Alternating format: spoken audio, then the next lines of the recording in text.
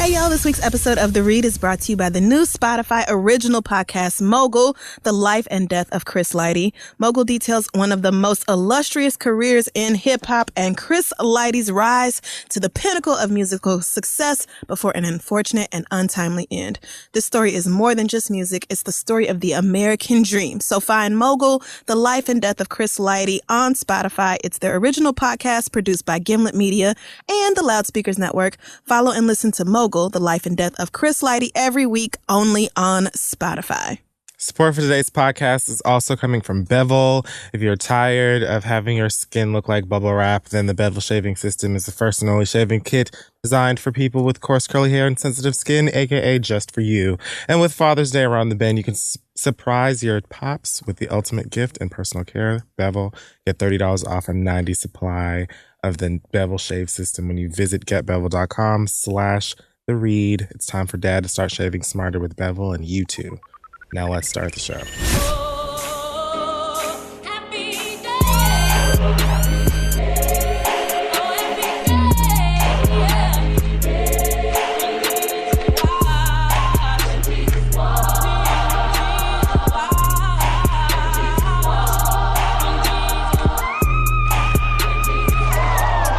Roger Hornsby was my manager, and he called me a talking pile of pig shit, and that was when my parents drove all the way down from Michigan to see me play the game.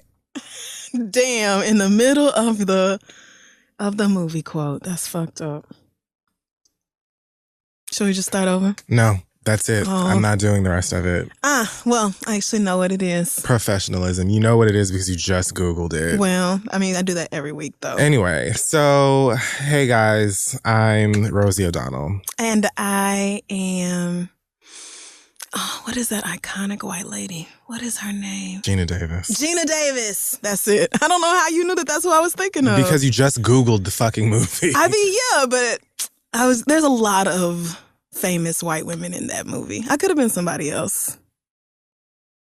So we're back Rude. This week for Black Excellence. I'm going to give it to Missy Elliott, Lil' Kim, Eve, and Trina. Mostly because they're iconic.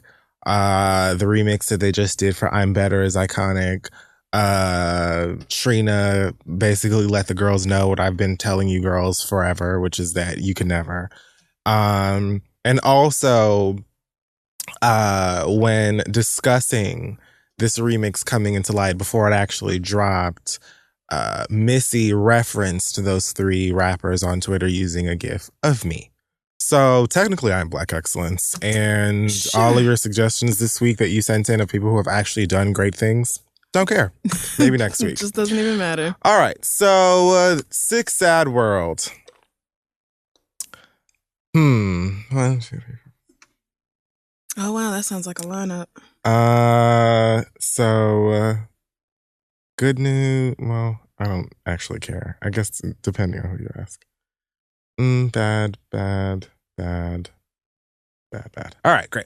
So let's start with apparently Nicki Minaj was on Ellen recently where she discussed these rumors of her dating Nas. She didn't actually ask the host if she is a generous queen at any point during the broadcast, although she has said that a million times. Right. But no, instead they talked about this new Nazca, whatever they're going to call themselves. That conversation looked so awkward. It was very dumb. It looked really like Nicki didn't even really want to talk about it, and Ellen was just like, okay, girl, so what's going on? And then Nicki just like kind of dancing around the topic instead of just saying it. She seemed quite excited. She seemed happy to talk about it to me. I didn't think I thought if she was like excited to talk about it, she would have given way more details and not like kind of picked over her words the way she did. Or maybe she does that because she thinks it's cute. Or she's like, I think that she does. Well, that just... Yes, that's how she always speaks. That's not adorable. That's annoying. Well, God bless her. They're cute. Okay. I mean, I don't really... Who's cute? Nas and Nicki together? Yeah. You think so? Yeah. I haven't actually seen the two of them like photographed together, but That's where the rumors came from. There was a picture that I don't know who posted where. I think that she posted it on Instagram. And they were, I don't know, it looked like they were at like a fish spot or some shit. I have no idea where they were, but they were in like a restaurant maybe. And Nas basically had his arm around her, his face all up in her goddamn earlobe. oh, okay. And she had her eyes closed like she was in mid-orgasm or something. well. So everybody was like, oh, is it possible that the queens are... The queens. You already said it. No, I didn't mean it that way. If I did, I wouldn't say I didn't. But whatever. That's true. I'm fine. You would with own it if you did. I'm really okay with it either way. But yeah, like, oh, yay. Super excited. To me, it just seemed like that updated version of that music video they did together for whatever that song was. Nicki Minaj had a song, I want to say it had to have been on her second album because she was still wearing those awful wigs. But I think Chris Brown is on the song with her because I kind of remember him being in the video, and then Nas plays her love interest. Oh, okay. And I know what this song is. Is it Right by my side? Yep. I was about to say Right by My Side of the Bed. No, Pink Friday, Roman Reloaded, which I certainly did not listen to. Trash. So, back to back. So garbage. I'm not surprised that I missed that at all. Okay. But yeah, Nas was her love interest in that video. And I'm pretty sure they even kissed. And this is when she had a man that was not Nas. Right. Just for, perspective. Just so we all know. Okay. So it just seemed like that again to me. It seems kind of like they're doing a little bit too much. Like I would not have talked about it at all. So maybe she didn't want to talk about it. Girl, you just came out of 2 public breakups, not very, because when she broke up with Safari, she like very swiftly got into a relationship with Meek Mill, and right. It was rumored that was why they broke up or whatever. And then you just broke up with Meek Mill not too long ago, and so to now be dating Nas is very fast. But she's a grown ass woman; she can do whatever the fuck she wants. That's true. I just feel like I guess at the end of the day, I don't care. Right. I'm feeling a lot of I don't give a shit about who Nicki Minaj dates. I think probably the only people really pressed over this are going to be the Nas stans and whether they feel like Nicki is good enough for their fave. I heard a couple of them are upset. A lot of them don't give a shit either. But some of them are like, oh, but you already fucked up with Khalees. Which I don't even really remember the story of Khalees. Khalees seems quite happy. Khalees has another baby. Khalees has gone to Cordon Bleu. I think she had to get her money. She's cooking all over the world. Yeah, she definitely did that. But who wouldn't have, right?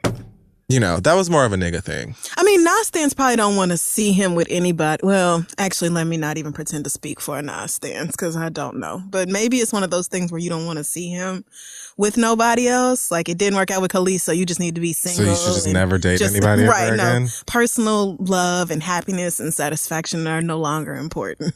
Honestly, if Nas dates a celebrity as a Nas stan, who would you... I would ask, who would it be, Who would you, because I would probably pick some random girl from Queens, just like some girl who nobody knows. A famous person. Oh, like if you had to pick. Yeah, because that's easy. Just, go date some really pretty girl from around the block. Right. That's too simple. If Nas is going to date a celebrity, like, is there one that would be good enough for him in your eyes, oh, worshippers of Nasir? Yeah, right. They would have to let us know because I haven't I just don't care for At least Nicki's an adult. She's the one who's definitely looking sickening in that, because now the Beyonce brunches are going to be real lit. Because, you know what I'm saying? Because no shade to the dream chasing community, but when that...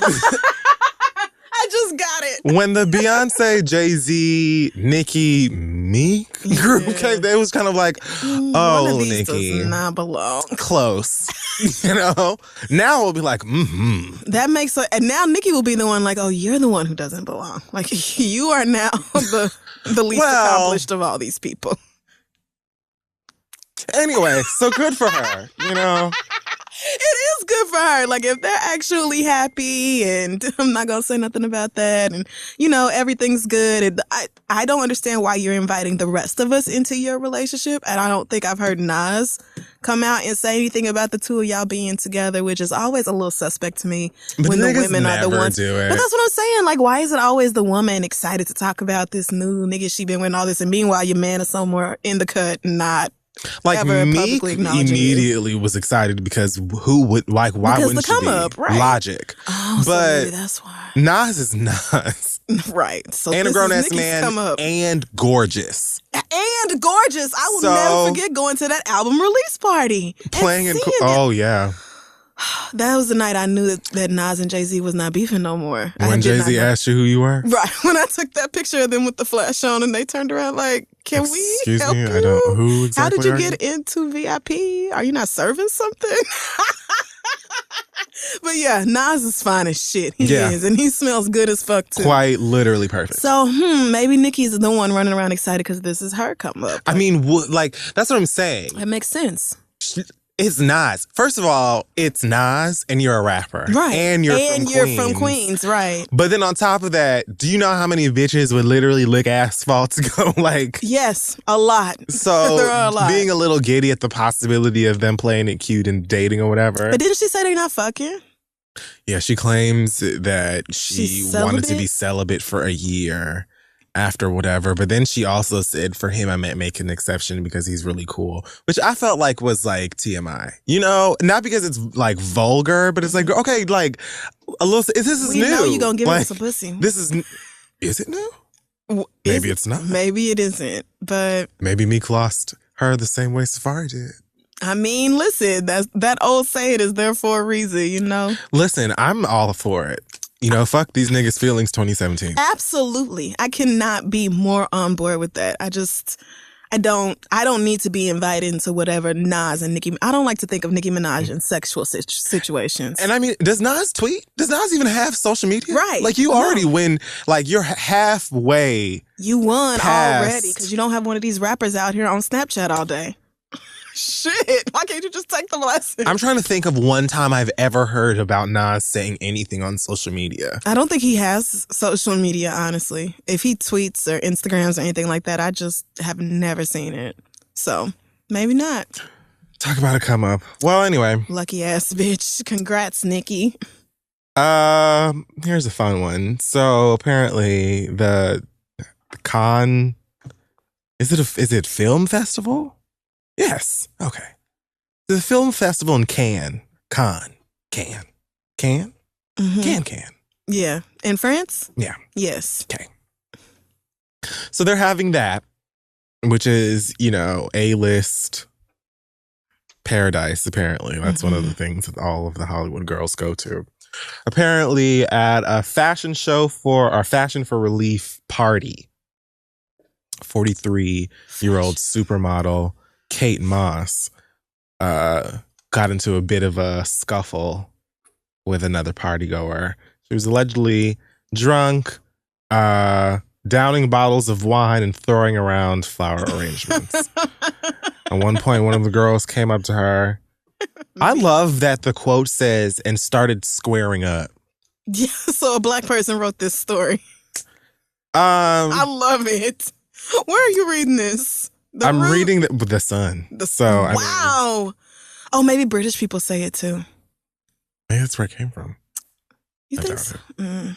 I don't know. I mean, I just have to take a dive into I black don't history ask with that. slang questions anymore. Yeah. I just know niggas say it, and that's what it is. Yeah. Maybe that's it. But apparently, before it could get physical, Mary J. Blige stepped in between them as the peacemaker and pulled the situation apart. So, shout out to Mary J. Blige, who really your Black excellence this week. Founder and creator of the International Fight Against Hateration and Holleration, IFA, and come on, IFA. You know, I'm wondering what happened to make Mary get involved. Were they too close to spilling something on her boots, or was it just like there's way too much commotion? It's just a lot going on in Mary's personal life. She don't need additional, bullshit around. She just does wants she to have know a who good this time. Carly girl is? No more drama. Like she just yelled and got up No. Can you imagine if she started singing No More Drama to get them to stop? I would piss myself. I would have died. I would have actually left my body if she would have like jumped right between them and extended both of her arms out between them and just started singing No More Drama. No more drama in my life. Like I would have lived. I don't know. Only God knows where the story ends for me. Hey! I know where. I would have died. Do those white girls even know No More Drama? But like, of course. No More Drama is a global hit. Oh, okay. It's a smash. I did not know that. So yeah, No More Drama is life-changing. You know, No More Drama is one of those like powerful R&B records that then ended in a choir. Ugh, white people love that. I love No More Drama. So you pull a choir out on stage like in a white award show or some shit. White people love pulling out black gospel choirs. White people love a black gospel choir. Put it in anything. Yes, because then they start feeling something in their soul. They're like, what is this?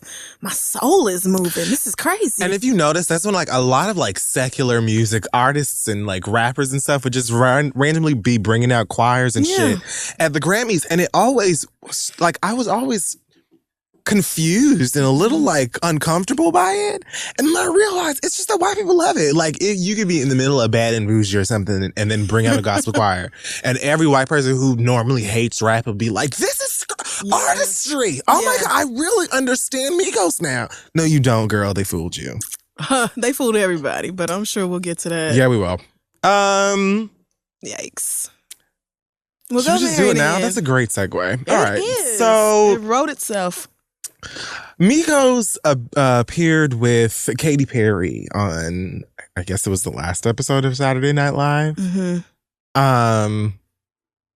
That is confusing in itself because I still don't know why the world is being accosted with this. With that song? With Katy Perry, really, right now. That song, I hate. I don't like any of this. You know what the thing is? I actually listened to it for the first time maybe in the past day or two. Not like the whole thing. Like, I don't know how Migos part goes at all. I just listened to like maybe the first 30 seconds and then I skipped to the hook and then I turned it off. So I know kind of what it sounds like. Okay, sure. If it came on right now, it would probably still feel like the first time, but I've heard it. And I also listened to the one with Nicki Minaj because I don't care about Katy Perry, but I support anybody who's dissing Taylor Swift. What is it called? Swish Swish? Swish Swish. It's awful. It's pretty bad. But when I listened to all of those songs and the Chain to the Rhythm or whatever that song is called, it sounds like I don't like it, but I can absolutely see people living for it. People specifically being white gay males who like fuck black men but only date white men. Like Justin Timberlake but gay. Okay. I'm mad at how much context that really does give me. Like imagine those gay man white who's like, queens. you're fine in the club. Right. The club is fine. In the club. We all feel. And so I feel like, you know, like the white gays are probably going to go up for these Katy Perry beats or whatever. And they don't give a fuck enough about black culture or anything that's going on. Katy Perry looked so stupid. She did. Up on that stage. A whole fool, friend. And normally she looks dumb, but like, watching she was her turn on the blackness or what she thought was blackness. Holy God, it was bad. It's one of those, and you know, I know she seems to be the type of chick who's like, I'm just a big old weirdo, and it's totally okay that you think I look dumb or whatever, because I'm a goofball. Yeah. No. I won't subscribe. I'm not. White girls being cute, clumsy, goofy, you know, that Jennifer Lawrence did it better than the rest of you, and the moment is over. Fell on national television. Wasn't that like her first Oscar? It was like her Oscars for Best Actress or something. It was like the biggest award of the night, and she tripped going up the stairs. Like she does this whole, I'm just an awkward everyday white girl who eats burgers and likes going outside in bare feet. Zooey Deschanel, eat your heart out. She did it better than the rest of you girls, and the wave is over. So let's just move past all that. I just don't. Katie. It's like you are allowed to be weird. I don't care about that. But it's just like, do you have to be weird with Migos? Weird, fake black? Right. It's so Just pushing it. You have to be Katisha. Anyway, so Migos is on this song Bon Appetit, and I guess I will not listen to that. Enough people have listened to it for them to have an excuse to perform it on live television. So I guess the theme of the song is eating people or food or whatever. But they had like this big Last Supper ass table up on the stage. Right. With Katy Perry laying down on it like one of those nude women who have people eat sushi and shit off of their vaginas. Okay. Yeah, goals. And so Migos is sitting at this table with a whole bunch of other people. Now, apparently, the plan was to have a load of like drag queens on stage too. I don't know if it was going to be a bunch of like strictly drag queens and then Migos and Katy. But the story that I've read is that there were more drag queens who were in rehearsal. Migos was allegedly quite uncomfortable with that. And at some point, I guess they must have complained to their people who then told Katy Perry's people and got a bunch of drag queens and transgender people pulled off of Yikes. the set. So if you watch it, it seemed like there may have been one person up there who was in drag. I'm not really sure because again, I skimmed it. Like by the time they actually, I feel like pulled back enough that I could see everybody on stage. That was when like Migos was standing up on the table and she was too. And that's when she started doing that weird shit like she was having a stroke and then turned it off. Some kind of half dab where she just jabs her elbow. I don't know what that was. Like Migos was uncomfortable. Like you shouldn't have been worried about no drag queen, no transgender, nothing. You shouldn't have been uncomfortable about the fact that Miley 2.0 is up on this stage right next to you looking a fool. Like they looked like they were rapping and looked like they all was about to forget words and shit. Like, what are you? Yeah. Just stand still. We didn't. This is our part. You don't have to do this. So there are a whole bunch of claims from different sources that this is exactly what happened. There were supposed to be more drag queens up on the stage and they all got pulled from the number last minute because Migos was uncomfortable by it. A rep for Migos allegedly says these rumors are completely false and fabricated. So all the girls are lying? Yeah. I mean, all of them, though? All the girls are lying? All of them. I read that they were supposed to, like, they had already been booked for Swish Swish, a bunch of drag queens for that performance. And then some of them, there was like a group, and it listed all their names. I guess if you're in the drag world, you would know who these girls are. I think I recognized the one who I saw. See, I did. So they may be like RuPaul's girls. Right, maybe so. I assumed some of them had to be because the story I read listed all the girls who were supposed to be part of the Bon Appetit performance. And then Migos were uncomfortable, so they slashed most of them and then threw the rest of them at like the end of the table or something. Like I could not even see the bitches until which was last. deliberate. That was done on purpose. So you mean to tell us all these different stories where all these different girls are telling us, hey, all of a sudden we were kicked out of the performance because Migos had an attitude about us being here. Like, we just supposed to believe your spokesperson when y'all have already come out and said some homophobic shit before? Like, I don't think so. It's totally no, I'm going to have to go ahead and believe that y'all. Now, they're just got to call up like Shea Coulee or RuPaul or maybe like Laverne Cox or somebody to be in the next Migos video. So they can be like, told you, just the same way they did when they jumped on that random ass Calvin Harris, Frank Ocean collaboration that they did. And I don't care who likes it, I don't. I do. I like it. I like Frank Ocean's part on it. Migos, as soon as they come on, I feel like no thanks. Okay, well, yes, also me. I love Frank Ocean's part on that song. You're pushing it. And I appreciate what Calvin Harris is doing. This is forced. It is. It definitely is. And I feel like it was a calculated move. Like, Absolutely. We don't have no issue with the gays. Look at us with Frank Ocean. It was like a breath later. He bottoms all the time, you know? They happily came forward and said, if we were homophobic, would we be on a song with Frank Ocean? Yes, you absolutely would. Yeah. I'm starting to feel like it's one or two of them that is causing problems for the whole group. Like, I don't know if it's a unanimous thing across the board with all three of them, but it's to the point my money's on Quavo. You think so? I was thinking either Quavo or Offset. For some reason, I'm going with Quavo. Offset been locked up and is dating Cardi B now. Like, Offset is not in the position to be. That's still going on? Wow. Offset should just be happy to be here. Okay. Well, it might be Quavo then. It really might. I'm feeling Quavo seems like the Diana Ross. I'm at the point where I'm not going out of my way to listen to Migos music anymore, because y'all have just had too many opportunities to get it right and you won't do it. And I just don't. It's too many niggas out here mumbling on tracks for me to be dedicated to y'all. Like, I'm sorry. There's a million other kids out here doing that same thing. It's going to be a struggle for me. I know, because you're a real fan cause. and you probably have all their albums and you act like you can tell the difference between those songs and all that. So I'm sure it's a real struggle for the rest of you who like give a shit about them. But you come out and be crazy homophobic and then, I don't even know, is it drag phobic? I don't even know what that word, it's probably just another form of homophobia to have an issue with drag queens too. But I don't care enough about y'all to make the effort anymore. Sorry. So, next, also in some trouble, possibly.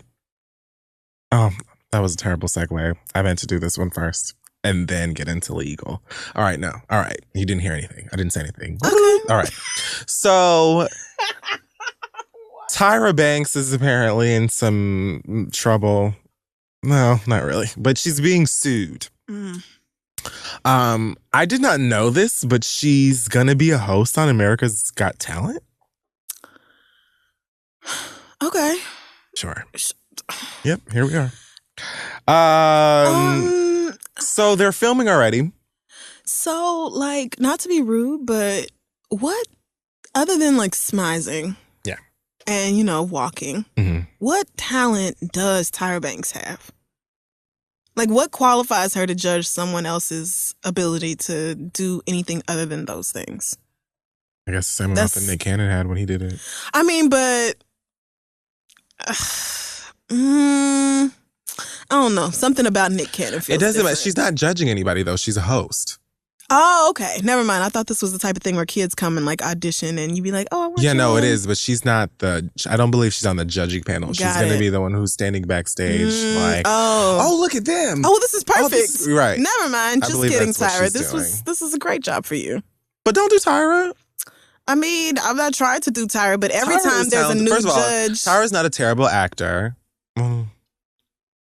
I was going to say, are we talking about that model movie? That Barbie? I was thinking of Fresh Prince. Oh. I was going to say, watch Fresh Prince again as an adult and see how you feel about that. I will. But I'm not trying to hate on Tyra, but every time one of these celebrities gets picked for a competition show or reality show or something, it's always like, what do you do, though? If she was on the panel, I don't know. Yeah, whatever. I Either would way. feel conflicted. So, I guess a couple went on to the show and sang a song that was allegedly dedicated to their daughter. Now, they're being listed as Doe. So, like, John Doe, the child is Mary Doe, Jane, all of that shit. Mm-hmm. So they claim that they were humiliated by the audience and judges and by Tyra Banks.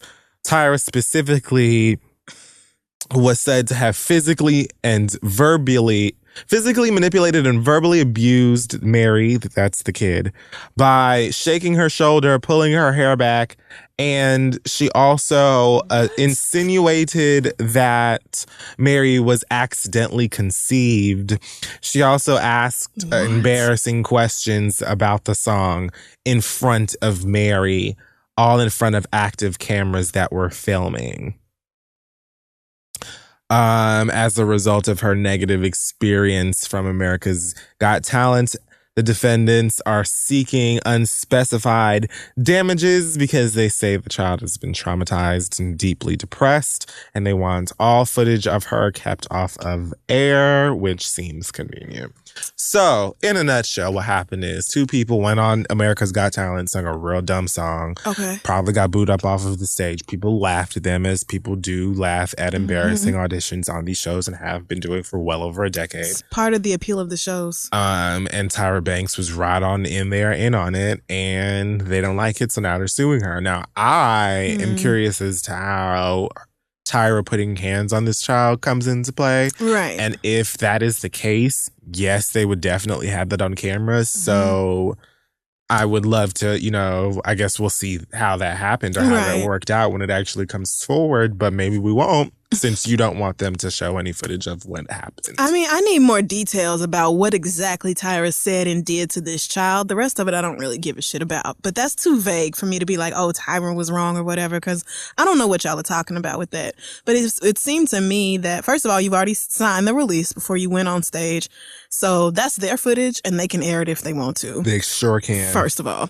But secondly, I would think that if you know there's videotape proof that somebody assaulted your baby or whatever, that you would not want that footage to be like destroyed or whatever, but rather you would want it present so that you could prove that this happened. You know, it doesn't seem like, I don't know. Maybe there's not enough information here for me to decide how I feel about that whole situation. Tyra Banks cries so much she should be on The Real. She don't even, I don't see her being this malicious force that would I just definitely don't see her pulling somebody's hair or whatever. A child. Right. A baby. Right. No. Maybe she was like, ooh, you have the perfect smile eyes. We should just pull your hair back into a bun so we can, ooh, girl, look at the cheekbones. Ooh, you're so beautiful. Oh, maybe that was it. And then the baby was like, and they lost. The black lady put her hands on me. Right. I want to see it. Oh, I do too. I would love to see what you're talking about. Because if Tyra did anything to you or them kids, I'm sure it was nothing in comparison to Simon. And you ain't suing him, are you?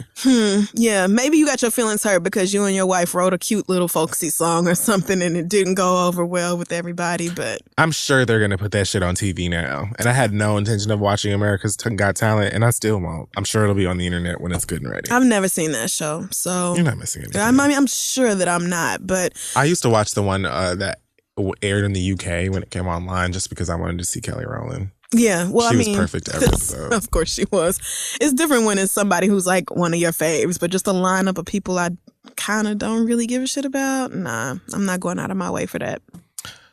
Okay, so also in legal Moving issues. Right along. An update for the Karrueche Tran, Chris Brown How did I know restraining order situation. So Jacob York, who is Karrueche's manager, jumped on the Twitter to say, hey, girls, the judge has agreed that Chris was served and now he has to meet her being Karrueche, in court. No or running. I find it interesting that her manager and his attorney have terrible spelling and grammar issues on that social media all of the time. But anyway, you know, basically he said that the judge has agreed that Chris Brown was in fact served the restraining order or whatever legal documents, and now he actually does have to show up in court to deal with it. She plans on testifying. Whoop-de-whoop. There we go. Wow. From there. We have to do all this behind a restraining order?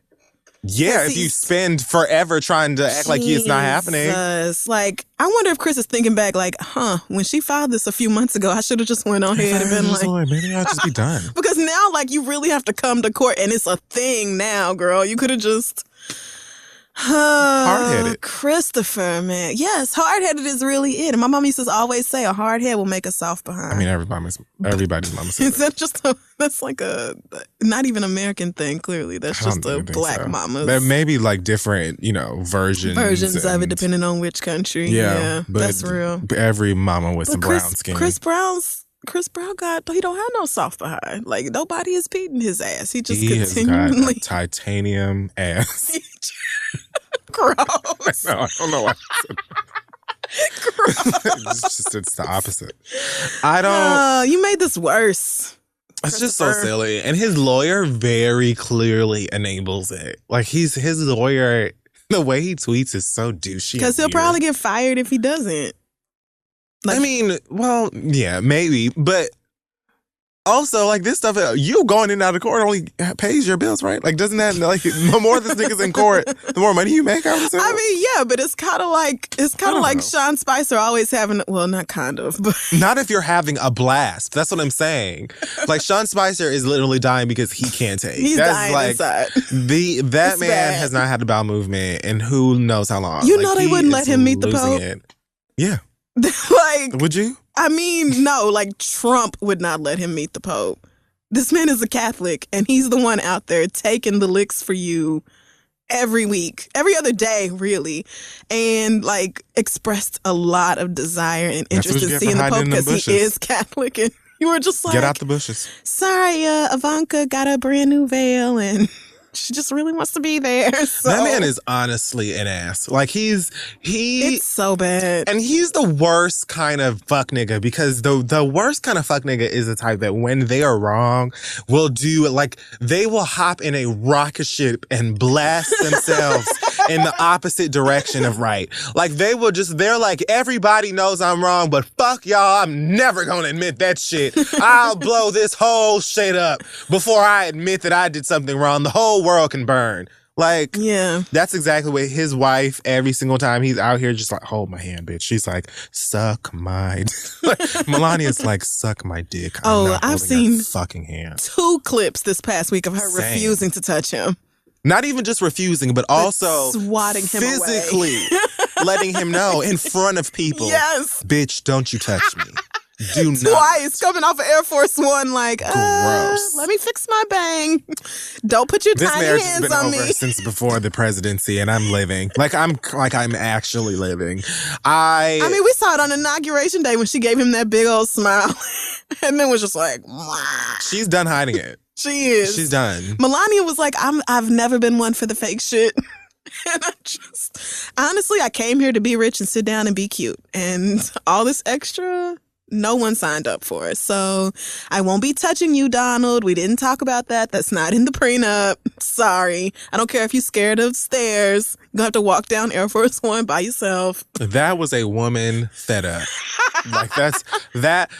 And the precision in the SWAT where it was like delicate enough where you like had to be paying attention, but also like efficient and blatant enough so that he very well knew I will set it off in front of everybody here. Right. Because if I show my ass up on this stage right now in front of everybody, this big ass soapbox that I got, who's going down? You or me? Oh, you. You know that I don't have to fully speak English to get that book published. That's and the girls will live for me. That's right. She can always dictate her story to somebody else, and that'll be that. So the Donald better tread carefully where his little woman is concerned. So yeah, I mean, I don't know what this whole Karrueche Chris Brown court thing like, is going to look like. Why are we talking about politics? But you know, hopefully they can just agree to never speak or see each other again and expeditiously get this shit dealt with and move on about their separate lives. Yeah. It's kind of saddening to me though that people are still blaming Karrueche for this or trying to make it seem like she here's a great way maybe to put this whole thing in perspective for you if you feel like, oh, well, Karrueche's just doing this for this and Karrueche's just blah, blah, blah and leave him alone. Karrueche dated this nigga. Like Karrueche, like 10 times out of 10, or 9, that bitch knows Chris Brown way better than you. Like, I think that there are only a handful of people in the world that know Chris Brown as well as she does. Maybe like 1 or 2 other people, actually. I was thinking 5. You can't really count his mama because his mama probably don't know him at all right now. Mama. You cannot. But then I figured he'd have to have a couple of knuckleheaded friends around who have been around since the person Virginia. you are putting your dick in or the person who is putting dick in you immediately knows you better than most. Huh? You think so? Hell yes, but that's not because there's plenty of people that he fucked that don't know anything about him. I mean, that's to say, what about royalties, mama? The intimacy of sex plus an actual relationship, matching furs, willing threesomes, traveling around, buying this nigga Little Debbie's as soon as he came out of the pokey. Like, y'all was together. Y'all was in an intimate relationship. We're in a relationship. Right. This nigga threatened to have Tyson Beckford killed. Because you took a picture with him. Like, you know this nigga. Right. And he allegedly put hands on you and threatened to get violent with you and your friends again. I have every right and reason to go to a court and say, please make sure that this nigga never comes around me or says anything about me ever again. Absolutely. So let that girl handle her business. Chris Brown can fuck whoever he wants to. Chris Brown is rich. She's trying to do what she can do. You know what I'm saying? Like, I don't understand why anybody would have an issue with what she is doing, especially if you are simply a fan who don't even know this guy. Because misogyny is more important than anything else. And their fave just can't be wrong. At this point, it's her fault. Leave it alone. Let Chris do his thing. You just mad. But you're not talking about somebody who was like, you know, a super clean, well-adjusted, every Sunday early service going ass nigga who just fucked up this one time and she's blowing it out of proportion. Yeah. Like, it's not even, and even then it wouldn't be excusable, but you're talking about somebody who has consistently fucked up at least once a month for like the past almost. How many years? Almost 10. So. I was gonna say, the only time Chris Brown hasn't fucked up was when he was already in jail. And hell, I don't know his records from jail. So maybe he was fucking up in there too. But he was eating and, you know. He was in there eating them simple carbs. Doing a couple moonwalks. So like, do that Michael Jackson move. We like. Not too much, you know. And he was like, dance for him. Dance around. Bang, make some more smile a little bit at the female guards. Shit like that. Ugh. I'm ready for Chris Brown to take responsibility for what he's done. Leave that girl alone. Grow up and mind his own business. It's like a perfect business plan. Yeah. All you have to do is follow it. But then that would be people telling you what you need to do. And fuck that. Homie, don't play that. I'm wealthy. I am in charge of my own life. Yeah. And you bitches can never tell me what to do. Like, it's almost like how, like, these niggas feel, especially when you get so much money so young, it almost seems like the logic is, how you gonna tell me how to live my life when look at the life I've built for myself. That's why every time somebody calls him out on something crazy or says something crazy about him, he goes on Instagram Live or wherever else and he's like, I have 18 cars. Like, yeah, you do. And a fucked up life. But my nigga, like, at the same time, you gonna fuck around and drive one of them cars through the wrong Walmart or something one day and then we ain't never gonna see you again. Right. Like, that's how we know you're immature and childish, because you feel like your cars and your house and your jewels or whatever the fuck else is what matters about your life. And meanwhile, we're like, Chris, your mental health, your well-being, you know, your ability to parent in a healthy and meaningful way. Like, ain't nobody talking about all that. Bitch, I got 8 Maseratis. Fuck is you talking about? Look at this house. The house. And this house is expensive. It still ain't shit. Like, I just draw on the walls all the time. I do graffiti wherever the fuck I want to. I spray paint whatever the fuck I want. Sailor Moon's face on the back of this car. I put Goku on the side of my Aventador. And, you know, because I'm wealthy. I got a room where all I do is just pee in the corners. I just choose a different corner to pee in because this is my house. Me and royalty take turns. Just piss where it feels like. Because this is our house. Right. And can't nobody tell us nothing. If I was rich as fuck at 15, I'd probably think the same way. I mean, yeah, Chris Brown, it's a unique situation, but he's got to grow up. Yeah, you're not 15 no more. Right. Anyway, so T.I. and Tiny I think this show is over. I hope the show, I don't know if it's almost over. I think this was the season finale that just aired. If not, it's got to wrap up soon. I haven't been watching it, but I did catch a few clips, including a recent one of them having dinner or something together somewhere and discussing the cheating and so on and so forth. T.I. posted a quote from... Who cares who it's from? T.I. posted a quote on his Instagram that says, don't ever disrespect somebody who always made sure you were straight. And the caption is, that ain't solid. I don't know what RNS stands for. Real nigga shit. Of course it does. Her response, Tiny, was a quote of her own. Ain't perfect, but I'm solid, with a light-skinned fist pump. Yes! Caption, rare and exceptional, blessed and highly favored. Well, all right. The nerve. I tried to watch this season of T.I. and Tiny, but I didn't. He just completely took the lid off of, you know how all of his misogyny and sexism has been kind of like thinly veiled, and it's been mostly like, I'm a happy dad and, you know, a cool guy. Great family. He let all that go. Yeah. That whole, the pretense of being like, everything's equal and we're one big happy family, that's gone. Yeah, it is. It's very clearly like, I'm the daddy. Me, dick holder. Yeah, Me in absolutely. charge. Yeah. Yes. This is absolutely what's going he's on. like, Cave. You remember Caveman? What was it? Oh God, it wasn't Captain Caveman. Captain. You don't remember Captain I Caveman? thought you was about to do the knock mama thing. Captain Cave. Was that a bit on something? Oh my God, bitch! You are old enough for Captain Caveman and the Teen Angels. Am I God. too old? That's what I'm thinking. No. Oh, it aired from 77 to 80. What? Yes! T.I. is Captain Caveman. He definitely is, because that's what he sounds like in every scene. Miss you so much. She said something about, Tiny said something about going on tour and taking Eris Harris with her. No, and see, you are so right, because he was in that whole conversation like, yeah, I'm so for it. I can't. Yeah. I love you, I'm so excited for you guys. Girl you power, escape girls. look at you, and as soon as right. he was like, she's going to take, I'm going to take her with me or whatever, he was like, see, no, that's Not what my you're not baby. taking my Ain't no child. child of mine. Like, this is a baby. She needs her mama, and the road ain't no place for a baby. Maybe not your tour.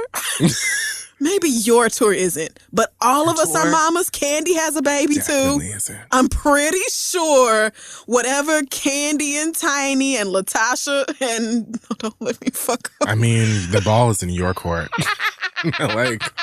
I'm just saying that tour bus is gonna have Enfamil and sippy cups. It is. And toys with lights and buttons on them. It won't be weapons and coke everywhere like on your tour, nigga. So it actually is fine for her to come with me. What is wrong with you? Oh well, you just need to. If you can't do it, then you just need to stay home. Like, so you just don't want me to? I think that he is just accustomed to making her stay at home. Yeah, he's used to being like, I take care of everything, which I think that's what that post was about. Like, it is. You don't get to shit on nobody who made sure you were good, but you didn't have to make sure I was good. Like, let's just go on a history. I wasn't trip. a charity case. Even in that clip I watched, I got a little aggy because there was a moment where he said something like, they were talking about her moving out of the house and getting her own She home. got her own. And she said, well, it was because you cheated on me. And not just cheated, but cheated on her with somebody that she hired. I'm assuming that she means that girl in that group French Kiss that she had made. Oh, you remember there was a rumor that he slept with the girl that was a part of Tiny's girl group? That makes sense. But anyway, she moved out because you cheated on her. And then he said something like, I spent millions on you, girl. What are you saying? I wanted to jump into the fucking computer so bad. Yeah. And be like, Tiny, hold on. I've got something to say.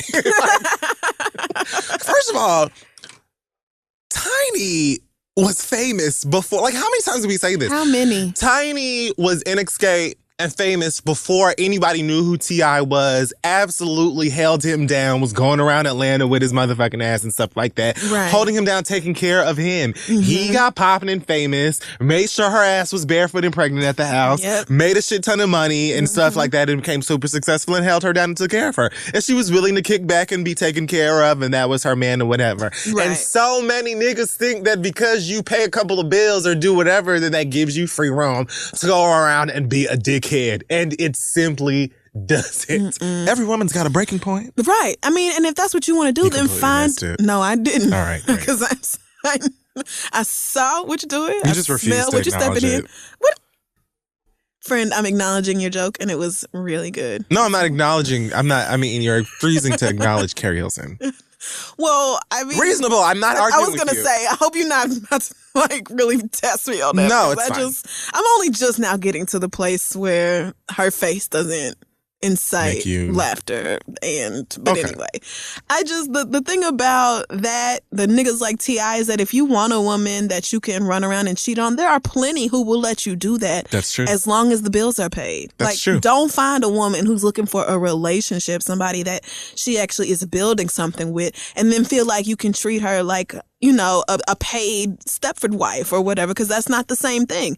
If you want somebody pretty who will let you do whatever you want to on the side and she ain't got to work, then find that girl. But if you are with somebody who expects you to act like a husband, Like, for example, not putting your dick in other women. That'd be a great start. Then turning around and being like, oh, well, I always made sure you was good. Nigga, I didn't need you to do that. I had a job. I had a career. I could take care of myself. I got royalties coming in right now. I went out and got my own house because I don't need, guess who? You. So you don't get to brag about taking care of me when I didn't need you to do that in the first fucking place. You didn't, that's no accomplishment. You didn't come swoop me off the street and save my life and show me some whole new world. Like, bitch, I was fine on my own. And I'm fine on my own now. Quick reminder, I'm getting checks off of Ed Sheeran over a song I have nothing to do with. Just so you know. Just because shit was number one for like 3 months. I did have to do it.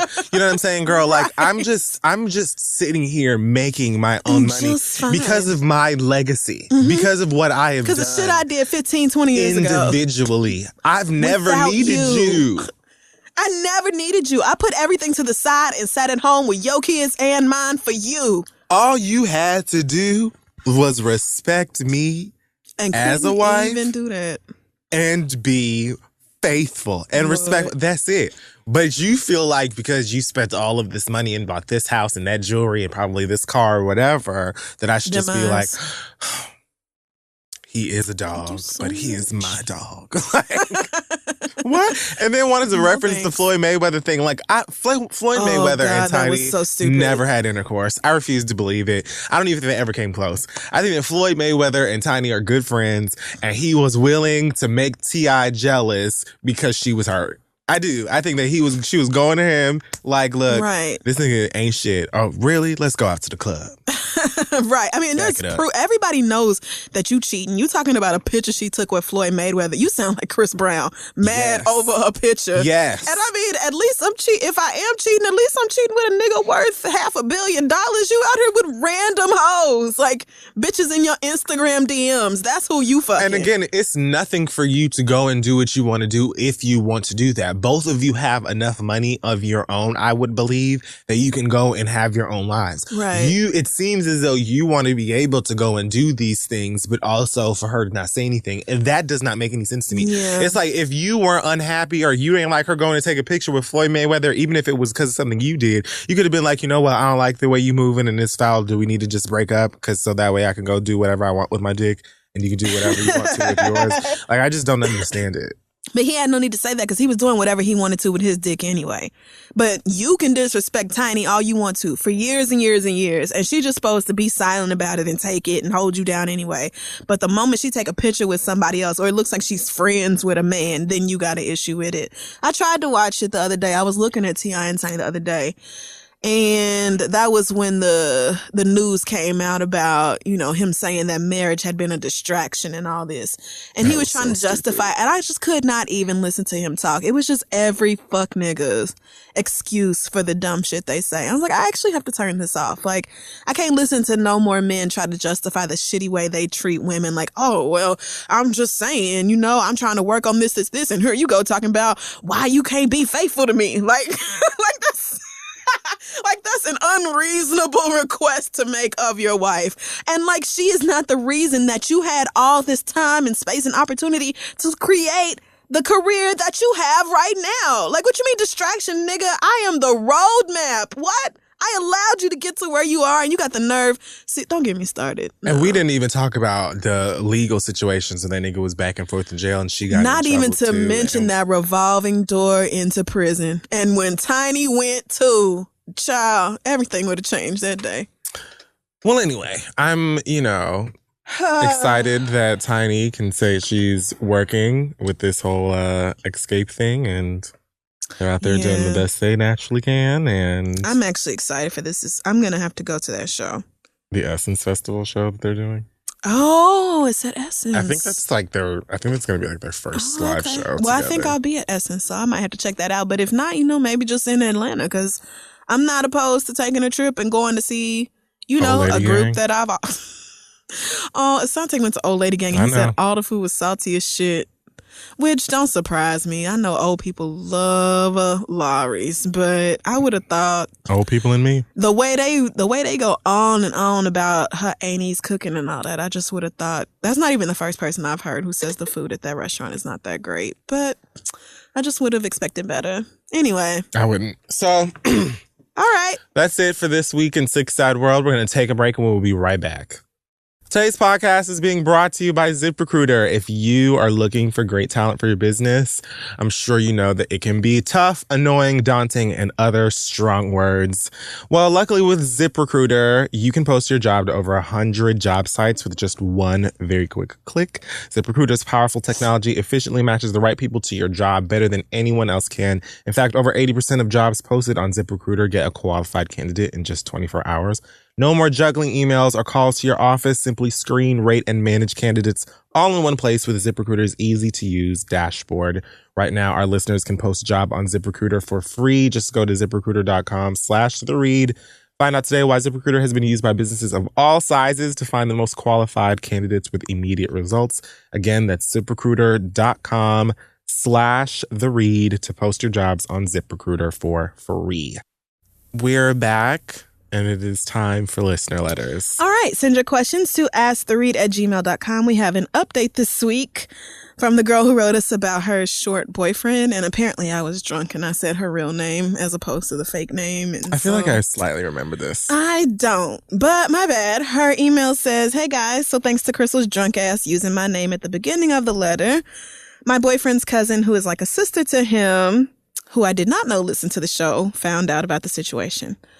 She called me and my boyfriend over to her house on Saturday. My bad, girl. And then blindsided me by playing the letter for my boyfriend. Fine. Damn. After that was over, she got really upset and started cussing me out and telling me that I didn't deserve him at all. Then she attacked me. My boyfriend pulled her off me, and because he was upset that she attacked me, we left. On the ride home, he didn't say anything to me. As a matter of fact, he didn't speak to me for 2 whole days. I didn't mention it in the first letter, but we live together in his apartment, which he pays the entirety of the rent on." Wow. Girl. Sis. I wanted him to cuss me out or something, but he wouldn't speak, and it really made me feel terrible. On Tuesday, when he finally did speak to me, he told me that he was really hurt that I was considering breaking up with him. He asked me if that's what I really wanted. And after all that happened, from Crystal cussing me out to his cousin beating me up to him not speaking, I realized how shitty of a girlfriend I've been. I told him that I did not want to break up and that I'm sorry I made him feel less than worthy. He told me I would have to work to earn his trust back, but I'm glad that my stupidity didn't cause me to run off such a great man. Thank you both for your input, and thank you, Crystal, for checking me and waking me up. I love the show and appreciate you both. Thanks, a dumbass. Yikes. Well, so my bad. Are you sure you don't want to have some of this drink? No, I think I'm gonna. My bad, sis. Last week was really rough for me, and so I just really needed to get fucked up. I didn't mean to snitch, but I am glad that you saw the error of your ways and figured out that this is somebody worth keeping. Like, kind of sucks that you had to take the rough way to get there, but at least you got there, because I cannot tell you how many people emailed this inbox like, if she don't want her 5'9" perfect man, then he can come right guy, over here. The short one. Right, the one who was 1 inch shorter than her. But she was like, should I break up with him? Because it's getting on my nerves, and this is this. You didn't even mention that you live in the apartment that he pays all the rent on. Girl, what?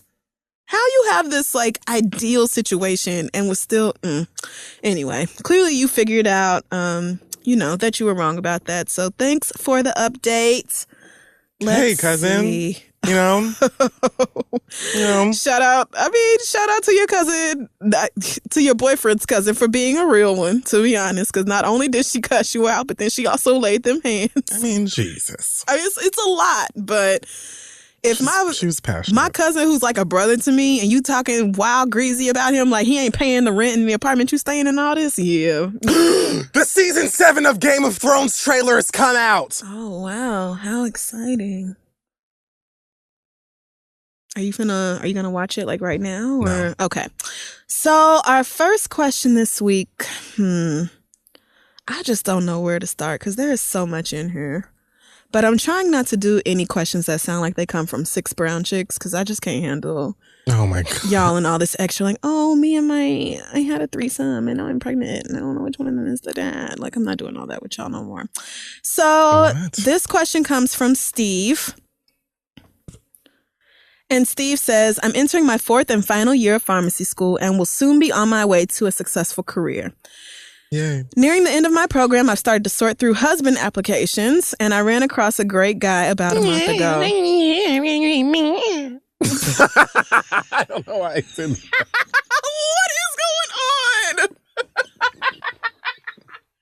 Damn! I'm just kidding. Are you going through husband applications? We agreed to a brunch date, and that date started at noon on a Saturday, and it did not end until 8:50 Monday morning. And the only reason that was over is because I had a 9 o'clock class. Not to bore you with any long, drawn-out details, but he's an amazing guy. Here we are 4 to 5 weeks later, and we've literally spent all except 4 days together. No, this is about to be a butt. We spend hours talking about life, politics, blah, blah, blah, etc. We've also discussed our concerns about the speed of our progression, but we both also agree that we aren't going to stop fate. Fast forward to this weekend. Of course you're not. I ended up staying over as usual, but he left me there alone the next morning to go run errands. And you already know I went on a damn safari hunt through his house in the drawers and closets. See, this is where you fucked it. And of course, I found something. Of course you did. This great guy has a prescription for lithium and other psych drugs in his medicine cabinet. Immediately, this is where my educational background helped and hurt me because his combination falls right in line with bipolar disorder, which is a medical condition he has not mentioned once. Now I'm not sure how to proceed. Having bipolar disorder is obviously not a reason to end a relationship if you're educated on it, but I feel I need to understand the severity of his condition to see how his diagnosis, if that's what it actually is, manifests. I cannot believe this is happening. And allow us to make sound decisions moving forward together. Do I just confess and ask him what's going on or keep waiting for him to tell me? Thanks, Steve. Well, This is a boy? These are two boys. Yeah, this is a gay thing. How dare you? How dare Steve or how dare Mr. Perfect? Because I'm not sure which one. How dare Steve? Yeah, I thought that's where you were going. I agree that having bipolar disorder is not in and of itself a reason to break up with somebody, but First of all, going through his stuff right while he wasn't there is so raggedy. So gross. Especially because he was apparently comfortable enough to just leave you there by yourself. How long have they been dating? Not long. 4 or 5 weeks. Right. Yeah. Okay. So this was brand definitely new. not long enough for me. He probably to shouldn't have feel left. I would not have left you in my house. at all. Hell no. Bitch, please. Absolutely the fuck not. I'm not letting niggas in my house at all no more. Like, to be quite honest with you, I could date a nigga for like quite a while and get up in the morning and be like, all right, get up, go.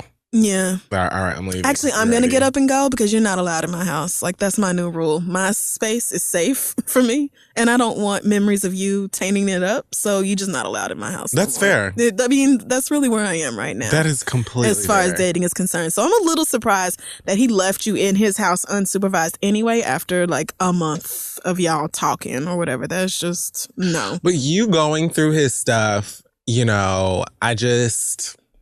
I'm not a fan of it. If you had been dating for quite some time and you felt like there was something to look for, like to hide, something that he had to hide from you, then maybe I could be a little bit more easy with you. And even then, I would still say you should have just talked to him. But you're going through his stuff, specifically his medication, and you see that he has prescriptions that you are attributing to bipolar disorder. And now you're trying to think of what that means to you and what that means for your relationship and stuff. And this is not even something that he's shared with you yet. And quite honestly, after a month and some change, it's not even something that he needs to have shared with you Right. Y'all yet. just got together. So really, like, now you have to find a way to continue dating this guy knowing that he may have bipolar disorder and not say anything to him. Because if you tell him and he stays with you, I would say he's a dumbass. Because I would absolutely cuss you out and tell you to delete my never and never talk to me again. Like, that's so invasive. Like, having a mental health issue is hard enough. Mm-hmm. You know what I'm saying? But you should at least have the right to disclose that with someone. Like, it's not something that you can catch. You know, it's not like you're going to kiss this guy or sleep with him or drink from the same glass and then you're going to be bipolar too. So he has no reason to be rushing into telling you that he's bipolar. And it hasn't apparently affected your relationship in any way. Especially if he's on medication. Right. Like, girl, calm down. What are you doing, miss? You looking for a reason for it to blow up in your face, and you found it. Right. Like, if you were having such a great time and it's been such a short amount of time that you've been having it, then why wouldn't you just enjoy that? My nigga, you should have hopped on Netflix or cooked that nigga some shit to eat when he came back to show your goddamn your appreciation. Right. You should have been Beyonce in the Cater to You video or Kelly or even Michelle out in that chair. But like... bitch, you wanted to no. You got this husband tunnel vision thing going on, so I guess you just trying to analyze everything from the very beginning as to whether this can be a long-term relationship. But you really fucked up going through his stuff. You really you fucked up going through his stuff, and so now you've seen something that makes you think twice about whether this is a place you want to be. But I would say if it wasn't that, it would have just been something else because you wanted to find something to not like. Right. I mean, I've dated somebody who had bipolar before and they didn't tell me until like a few months into our relationship. But I think the fact that he is clearly on medication, like these are his prescriptions, it's clearly his meds. He's probably also in therapy, which he hasn't told you about. But like if he had, like some kind of bone marrow transplant when he was 13, are you mad that he didn't disclose that to you? Like, right. He had chicken pox 6 times. It's like, oh my God, you have this medical history that you didn't tell me about. Like, why are you, it's not your business. Like, y'all just met last month. Like, do you know his favorite cereal? I'm sure you fucked him. So you so worried Nobody cares about that. I mean, right. No, nobody cares about that. But what I'm saying is that you acting like, well, this is just, some big part of his life and he hasn't disclosed it to me. You've known him for a month. There's so much about him that he has not disclosed to you. You're being ridiculous. You should sit on this information and wait for him to tell you in his own time about what's going on. But again, like, I don't know. I almost feel like you should just break up with him and focus on being by yourself. But that's what I feel like most people should do. So it just seems like you were looking for a situation to be upset about, and now you found it, and you want us to tell you, oh, it's okay to, break up with somebody because they didn't tell you about their own very personal, private medical history and stuff they have going on. God only even knows how long he's been dealing with it or whatever. Right. Like, it's just too much. Just way too fast. I mean, girl, and at least he's on meds. Like, what? Ugh, you know what? Never mind. I'm not even going to say I could at least see because I'm not going to give you no space where you might think you was right for any of this. You just weren't. And honestly, it feels to me like if it weren't this, you would find something else at a later date. It seems like you have one of these, like your view in terms of relationship is that it has to be like perfect and ideal and I want it right now and that kind of thing, instead of just kind of chilling and letting what happens happen. And, if there is a conflict or something you get to when you deal with it at that point, it's like you were going around looking for all of this information that he didn't tell you about. And you haven't been dating him long enough for him to be hiding anything from you. You know what I'm saying? Like, you just haven't had plenty of conversations yet because you just met the nigga or you just started dating. And y'all all starry-eyed and spending every day all wrapped up. We've all been there before. Swept off your feet and just, oh my God, I love spending time with you. Oh my God. Oh my God, our connection. It's like amazing. It's like, I've never met anybody that I just want to eat Chick-fil-A 3 times a day with. We get it. Congrats. But you're doing too much for a situation that just started. Slow your roll, mind your business, and stay in your lane. And if you had him in your house and you went out to go run errands or whatever, and that nigga was going through all of your shit and asking questions or whatever, you'd be upset. Pissed. So stop. Okay, our last question comes from Michael, who says, I'm a 28-year-old queer Indian man, and I'm dating a black man around the same age. This is brand new, just over a month. Wow. Wait, what age? He's 28. Okay. And he's Indian. His boyfriend's black. Okay. He's a sweetheart. We have similar career interests. He's ambitious and smart and caring. But something in particular has been puzzling me, our relationships to whiteness. I grew up in a community with mostly white, Latino, and Asian people, went to a college that was fairly mixed, and have generally been very intentional with diversifying my friend group and only befriending Black, brown, and other Asian people. I pretty much only date people of color. He grew up in a predominantly white community, went to a mostly white college, seems to only have white friends. He calls his one other Black friend my one Black friend. And I generally get the feeling that he's internally rolling his eyes at me when I say something that he thinks is anti-white. This is the Black man who is this way. I'm following. He told me that he's only dated white guys or Spanish guys. I think he means Hispanic or Latino. No shade. In the past. And that he can't date Black guys because they're either, quote, too feminine or too thug. Like he said those actual words verbatim. Okay. I have a hard time with confrontation, so I haven't said anything yet, but anytime he says something problematic, I've sort of deflected the conversation altogether. He seemingly has some issues surrounding his own race and with gender. The comment about too feminine or too thug hurt my spirit. Don't give me none of this mask for mask bullshit. And I don't want to sleep with someone who doesn't agree with my politics. I want to talk to him about this to see if it's something I can work through, but I also don't want to be perceived as telling a Black man how he should feel about his own race. Do you have any advice? But he doesn't give a shit about his own race. Do you have any advice on how to talk to him about this? So much love to you both. Thank you for being a serious part of my self-care routine. Stay gold. What fake name did I give him? Michael. That's Michael. Okay, Mike. I think that you should break up with him. Damn. I mean, I do. Having a conversation with him first to see if you can work it out is fair enough. But that's where I was going to go. The reason I say that is, and so plainly and so quickly, is because if you're talking about moral understanding and just being on the same page in terms of how you treat people, that for me is like one of the biggest, brightest red flags I can see. So if I feel like your views don't line up with mine in terms of, sociological stuff or just the regular everyday treatment of your fellow human being, politics and so on, then it's going to be hard for me to stay interested, to feel like I want to open up or be vulnerable to you. None of those things are part of the recipe of a good relationship. So, if you want to try and work it out, have a conversation with him so at least he knows how you feel and you can work out from there. But honestly, if it doesn't seem like it's going to work out or be, what you want it to be after that first conversation, I would probably just be like, okay, well, girl, then let's just end it. Because it's only been a month. Nobody's feelings are going to be too hurt at this point if y'all aren't together anymore. And it sounds like your boyfriend is in the sunken place. Yeah. Like the gay sunken place. Yeah. Like this story reminds me so much of some of the gays back home who, oh God. I mean, coming out was a process for all of us.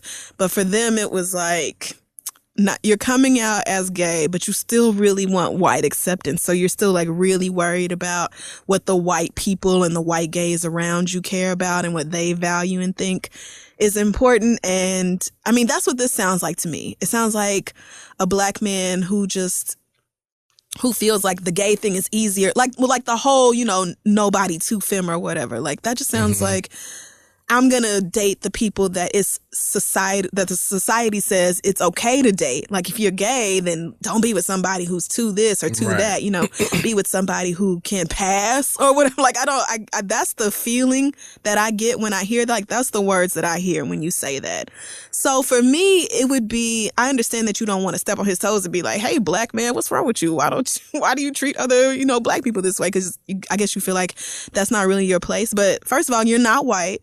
So you have a better understanding of this than any given white man would.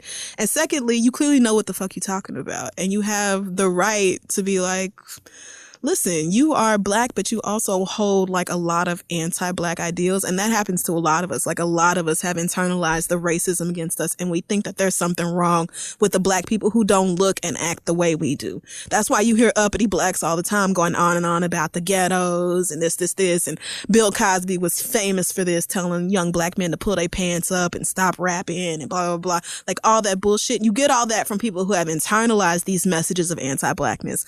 And honestly, that that's too much work to be doing in a relationship, trying to get somebody to unpack all that on top of getting to know someone and the work of building something together. Like, for me, it's too much.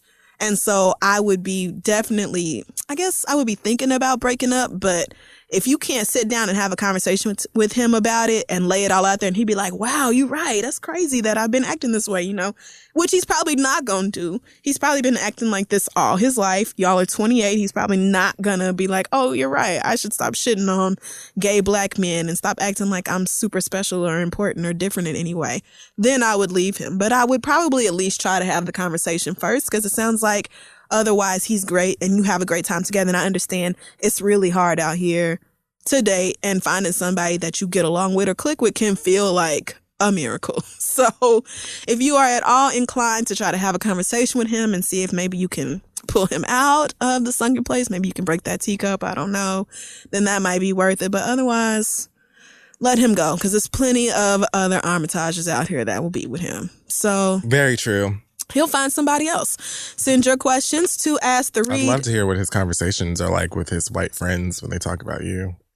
Ooh. Oh, man.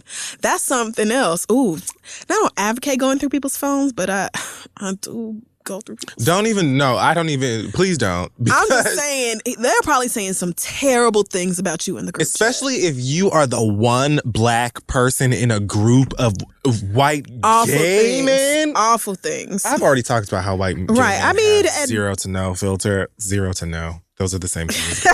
I mean, but I think you made your point, because I mean, they really say what they want, like to the black friend. Yeah. So your Indian nigga that's not their friend, exactly. Racist. Exactly. I'm oppressed too. Okay, bitch, but not in this way. What does that have to do with?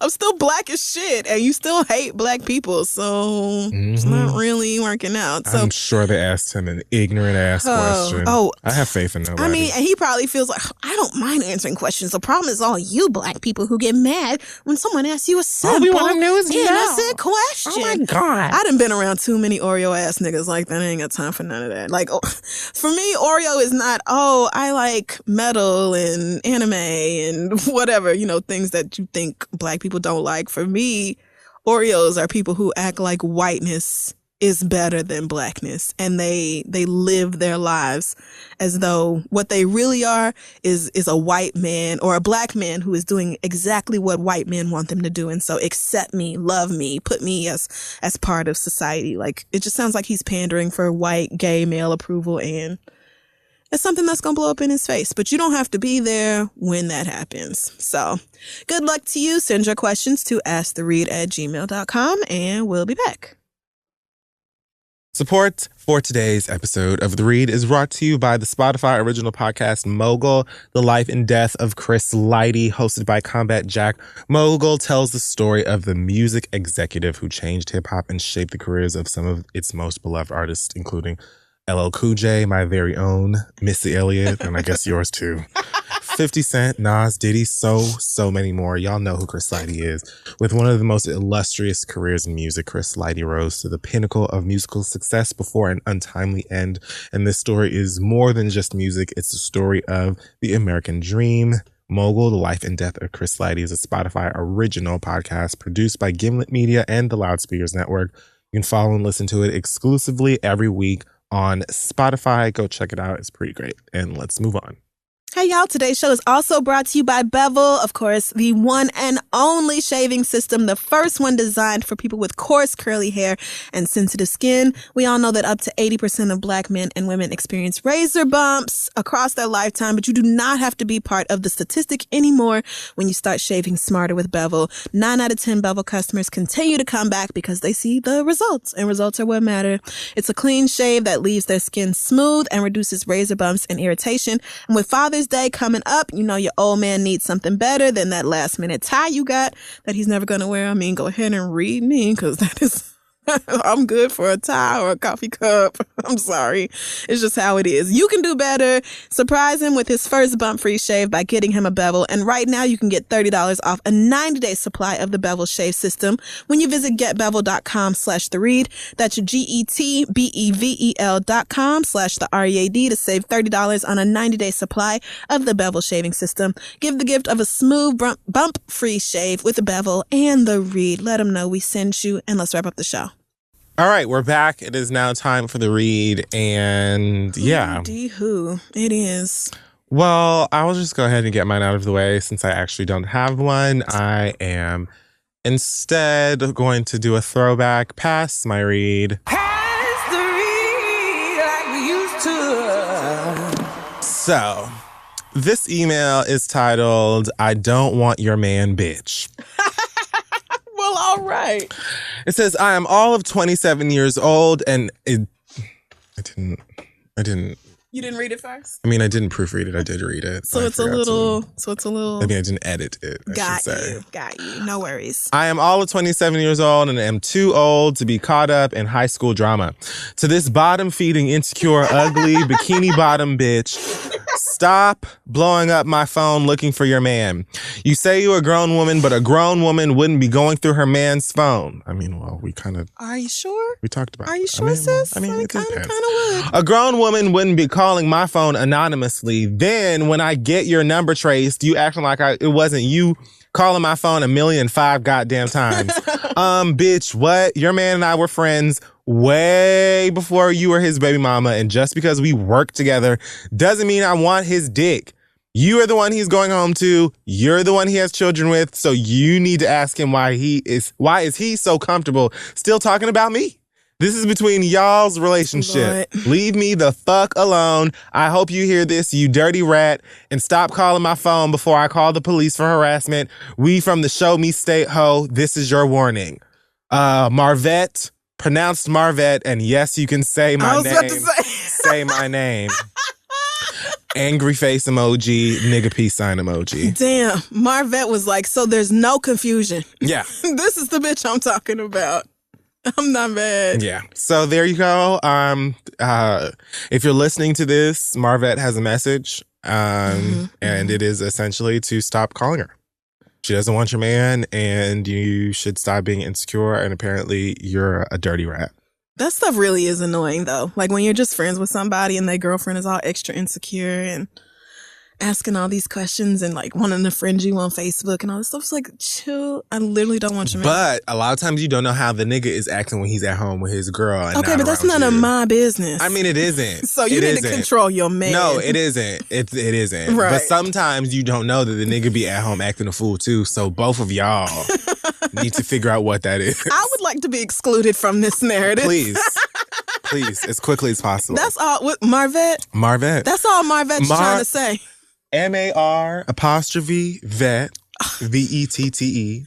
And then gave you the pronounced Marvette. Like, I know, but I love that she put that there. Just like, don't fuck it up because this message is coming from me. I need you to say it right so there's no confusion. All right. Well, shout out to you, Marvette. If you have a read you want to pass, send that to pasttheread@gmail.com. Oh my gosh, guess what today might be? Less than an hour and a half. It's up to you. Oh, no, you're right. And I only have two very quick things to talk about this week. First of all, I remember last week when I was talking about microaggressions at the gym and white people doing the most and all that. So it's still going on. I went to the gym the other day. You're still going to the gym with people? I mean, yeah, I'm still working out, unfortunately. Okay. And the other day, this workout was, it was like some pull-ups in the workout, like 50 of them. And I cannot do pull-ups. Me neither. So I was asking about modifications and he was like, oh, you can do this. I said, cool, thanks. And he was like, yeah, it's not really about the pull-ups. It's just about getting on the bar. You know what I mean? And I said, yeah, got it. And then he said, nah, I mean. And I said, no. And turned around and walked off. And it was just like, why does this have to keep happening? It was like, we had a perfectly normal, regular conversation. Like, I'm like, okay, yeah, I'm going to do some knee raises. I'm going to work on my core strength. It was like, yeah.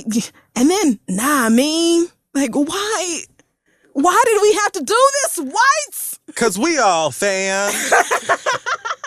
But we not all fam. And then they turned, and then they did the, does anybody have a problem with explicit music thing? And then everyone's like, no, this is New York. Who cares? Explicit music's everything. And then what do they play? The gangster rap nigga playlist. And it's just like, on the one hand, I don't really want to hear. In all fairness, they probably play that when you ain't there. I mean, that's the thing. They play it all the time. Right. Is the only difference when I'm there is that no one says nigga out loud. Mm-hmm. And I don't really want to hear your Soundgarden and the Cranberries and Smashing Pumpkins, even though all that music is lit. It is. It's lit.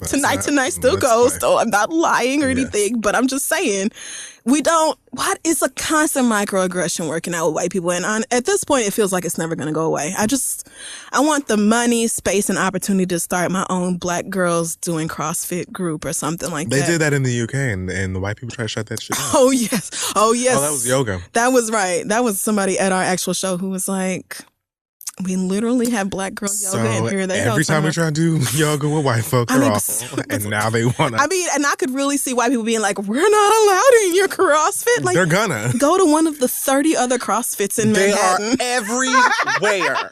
But you want this one. Why? All we want is a place where we can work out without somebody saying, nah, me. That's it. Oh, God. I looked at him like, I said, no, I actually don't know what you mean. Like, no laughter, no smiles. I just looked him dead in his face. Eventually, I'm going to have a moment where I pop. It's going to happen. Like, eventually, I'm going to break, and I'm going to be like, can y'all stop doing Black voice with me? That's why I would never actually go back. Because I know that's going to happen, and then it would be your fault. I also want to say a hearty fuck you to Tulsa, Oklahoma, the justice system there, which I fully expected to acquit this white bitch, Betty Shelby. That's exactly what they did, even though she killed Terrence Crutcher, who was unarmed, the cop. We remember this story from last year and all this. And so, of course, when I saw her ugly, round, smiling white face, I knew, because I grew up in Tulsa, Oklahoma, that they was not going to do shit to that white woman, and I was correct. But not only did they not do shit to her, she has not even been fired. Like, the jury recommended that she lose her job, but I guess no one at the Tulsa Police Department agreed with that. They're like, nah. Because she's not only is little sister Betty back in the office, she's not on patrol. She has some limited duties, which I'm imagining is paperwork.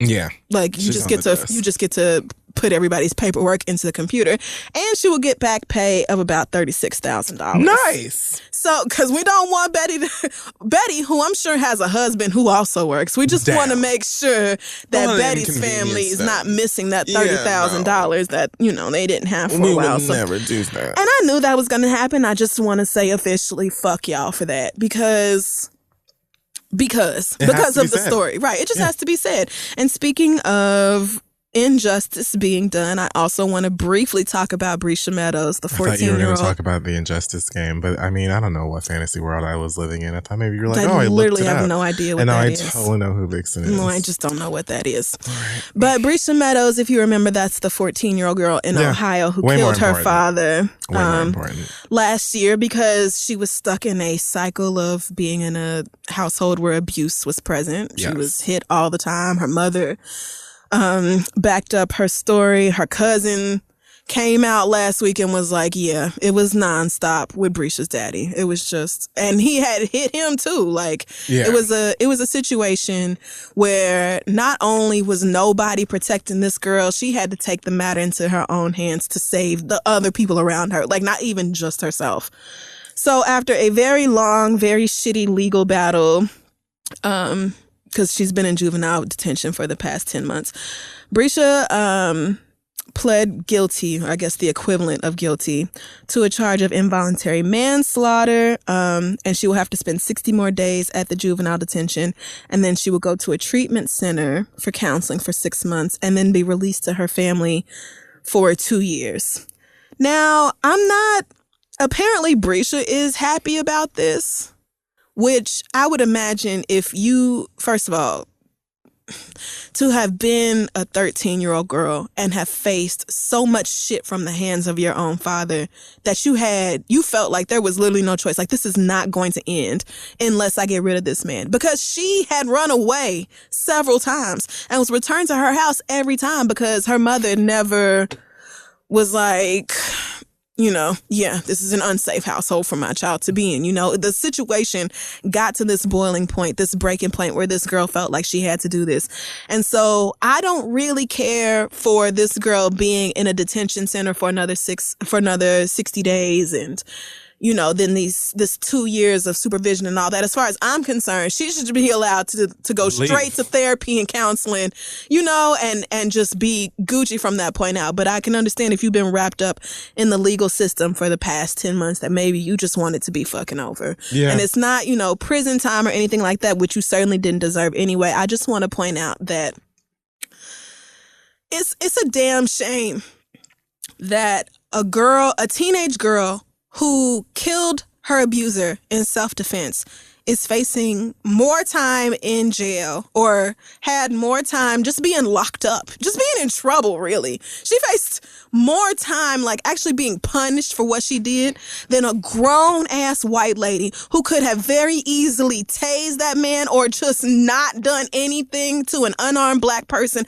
at all, but instead killed him in the middle of the fucking road and then gets to go back to her job and get a big-ass check for all the back pay on top of that. Like, I think about these two stories and it really makes me wonder if there's a such thing as justice in America. I mean, and obviously black people have been struggling with this, since we got here. No. But it's one of those things that makes me feel like I just don't know if the fight can ever be won. It just feels like racism and hatred of black people and worship of police is like, it's literally threaded into the fucking society that is America. I don't think it will last forever.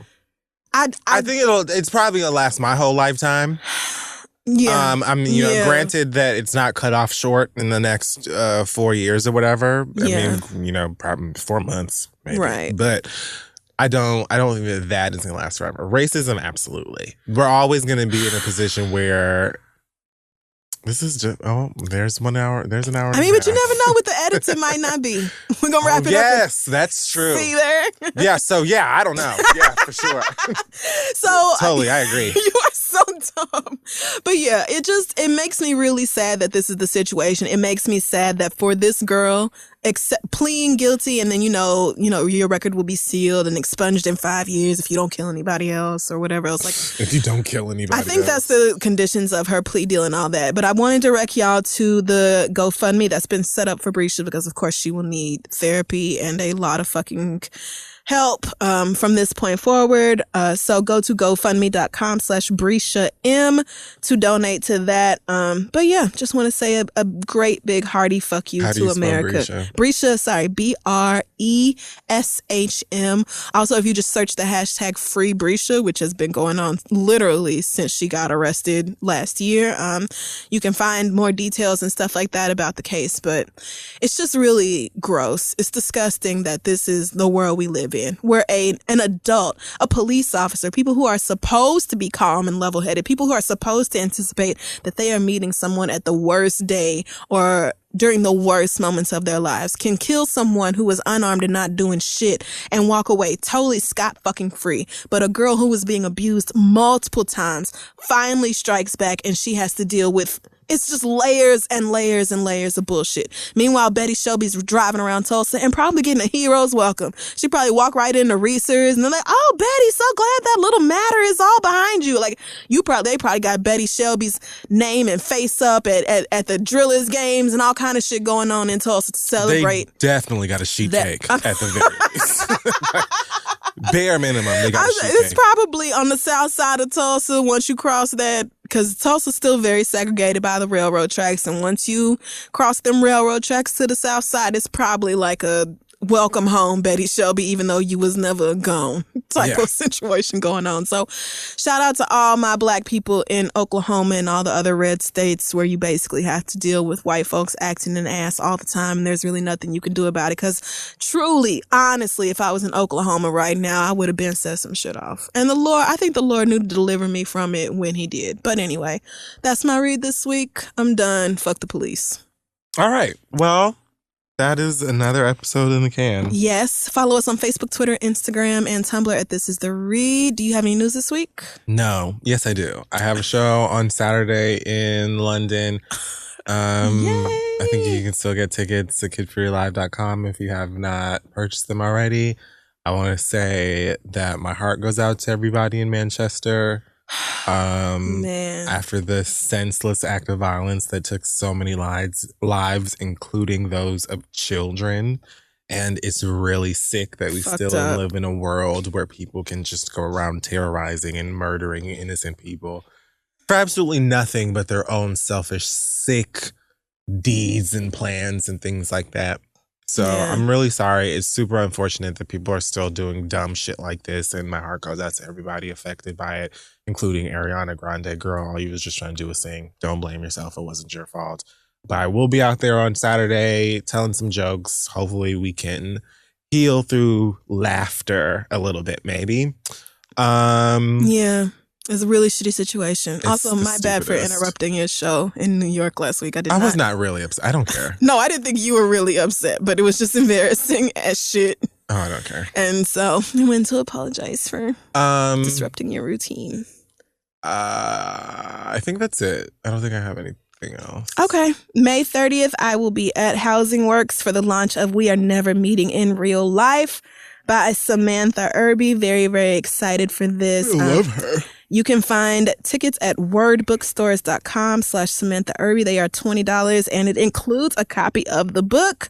So yeah, come hang out with me and Samantha and I'll be talking to her about her really funny essays and how she's basically me. So come out and we'll have a good time. And I think that's it for me. Oh, Vassar, I will see you this Saturday for your Black Baccalaureate service. I'll be giving a speech to young people who are already destined to do way better and more than I will in life. So I'll be trying to encourage you young people coming up this weekend. So, but that's it for me. We have an acronym this week. No.